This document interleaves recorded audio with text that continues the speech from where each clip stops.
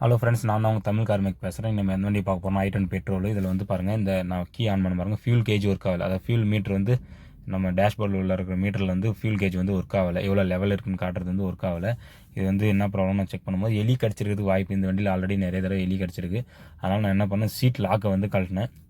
பாருங்கள், இந்த சீட் லாக்கை அழுத்தி தான் நீங்கள் கழட்டணும். கழட்டினதுக்கப்புறம் பேக் சைடு டிக்கியில் வந்து ஒரு 12 சைஸில் போல்டு கொடுத்துருப்பாங்க. அந்த போல்டை கழட்டணும்.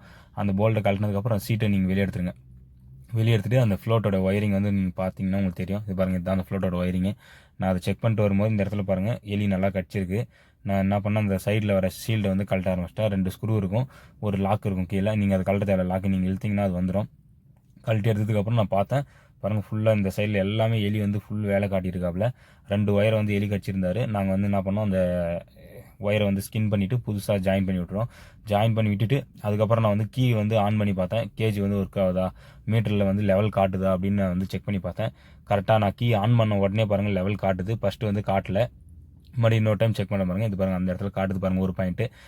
இந்த ஒரு பாயிண்ட் காட்டுறதுனால நமக்கு வந்து ஒயரிங் வேலை நம்ம வந்து செஞ்சது வந்து ரெடி ஆயிடுச்சு. இந்த வீடியோ உங்களுக்கு வந்து பிடிச்சிருந்தா மறக்காமல் லைக்